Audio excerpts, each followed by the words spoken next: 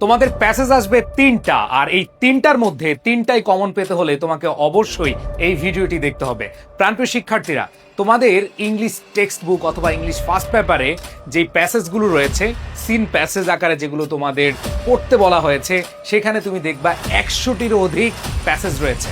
তো এতগুলো প্যাসেজ কি আসলেই পড়া সম্ভব? এতগুলো প্যাসেজ আসলেই পড়া সম্ভব না।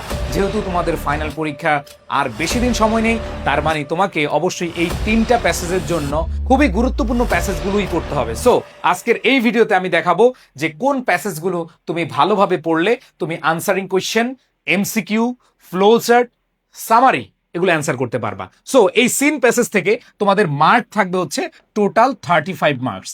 তোমরা সবাই জানো 35 মার্কস মানে হচ্ছে, দেখো তোমার 100 মার্কের মধ্যে 3/1 ভাগ কিন্তু এই সিন প্যাসেজের উপরে ডিপেন্ড করে। বাট আমরা এই সিন প্যাসেজ ভালোভাবে পড়তে চাই না, অথবা আমরা সেগুলো গুরুত্ব না দিয়ে জাস্ট হচ্ছে এলোমেলো পড়াশোনা করি। সো প্রাণপ্রিয় শিক্ষার্থীরা, আমি আজকের ক্লাসে তোমাদেরকে 3 ভাগেই দেখাবো। যেমন কম্প্রিহেনশন 1 মানে কোয়েশ্চেন নাম্বার 1, যেটাতে তোমাদের এমসিকিউ এবং হচ্ছে শর্ট কোয়েশ্চেন থাকে বা আনসারিং কোয়েশ্চেন থাকে।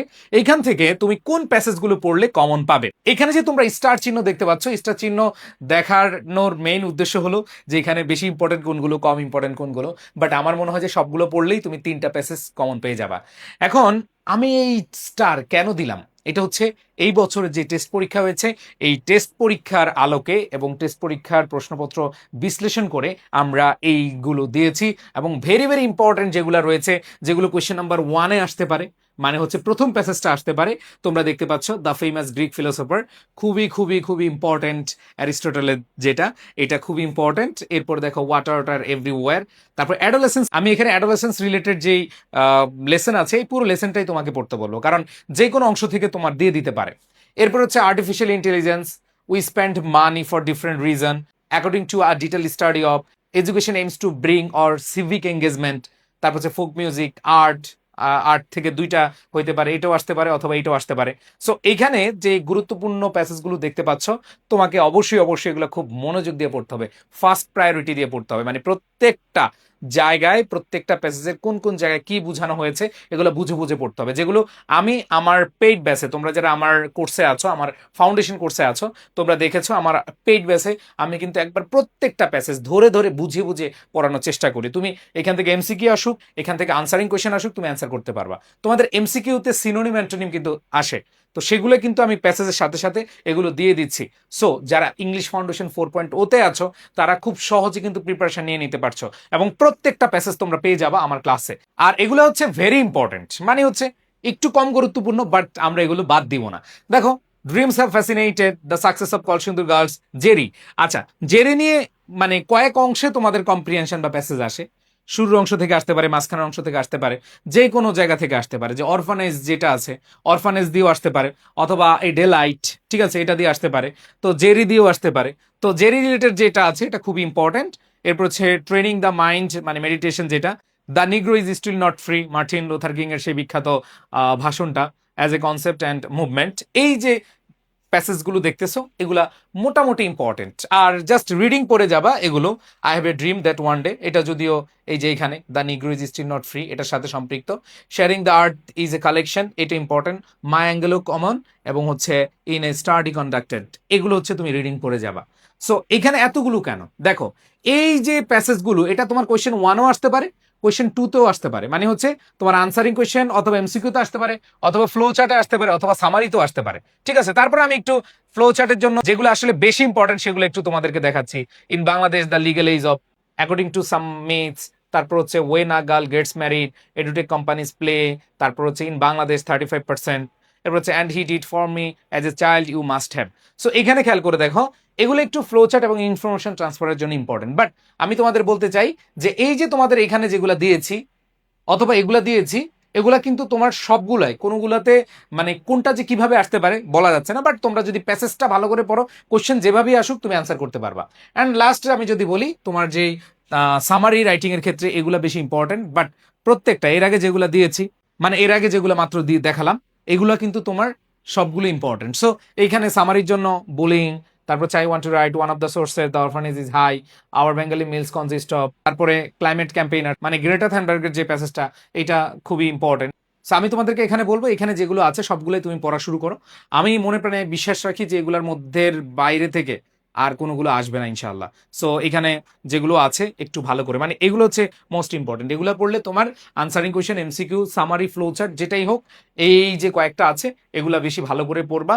এখন অনেকের কথা হলো যে ভাই এতগুলো কেন পড়বো? ভাই তোমার প্যাসেজ আসবে হচ্ছে 3টা, যদি একটা হইতো আমি হয়তো 10-15টা দিতাম। এখন অনেকের প্রশ্ন হতে পারে ভাইয়া এতগুলো কেন পড়ো? ভাইয়া তোমার টোটাল প্যাসেজ আসবে 3টা, এটা যদি এমন হইতো একটা হইতো তাহলে আমি হয়তো 10টার মধ্যে শেষ করে দিতাম, বাট এখানে 3টা প্যাসেজ আসবে ভাই। 3টা প্যাসেজ কমনের জন্য তোমাকে অবশ্যই 20-22টা 25টা পড়তে হবে, না হলে কিন্তু ভাই তুমি কমন পাবা না, আর কমন না পাইলে তোমার পরীক্ষা খারাপ হবে 100%। তোমার যদি কমন পড়ে তাহলে পরীক্ষা ভালো হবে, আর কমন না পড়লে এগুলো ভালো হবে না, কোনোভাবে ভালো হবে না। সো প্রাণপ্রিয় শিক্ষার্থীরা, এগুলো খুব সহজে তোমরা শিখতেছো যারা আমার ফাউন্ডেশন কোর্সে আছো। আর যদি তোমরা আরো বেশি টেনশন ফিল করো যে ভাইয়া এই শেষ মুহূর্তে এই ইম্পর্টেন্টগুলো আমি কোথায় পাবো, কিভাবে পাবো, দেখো আমাদের ইংলিশ ফার্স্ট পেপার শিওর এ প্লাস যে সাজেশন বইটা আছে, এই সাজেশন বইতে তোমাদের এই প্যাসেজগুলো সুন্দরভাবে দেওয়া থাকবে, একবারে সুন্দরভাবে সব একবার প্র্যাকটিস কোয়েশ্চেন সব দেওয়া থাকবে।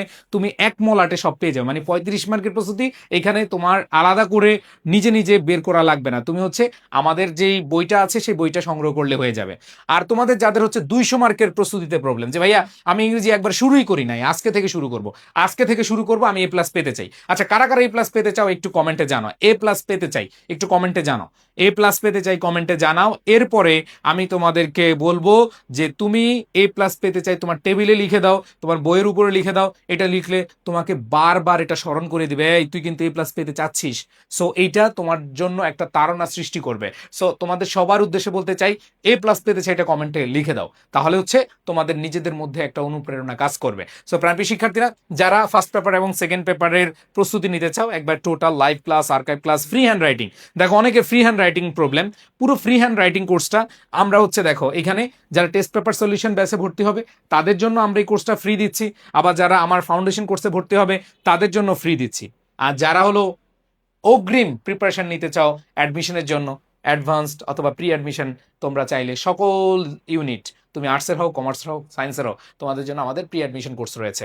এই টেস্ট পেপার সলিউশন কোর্সটি সায়েন্স, আর্টস, কমার্স সবার জন্য আছে, সকল বিষয়ের জন্য A to Z তোমার প্রস্তুতি হয়ে যাবে।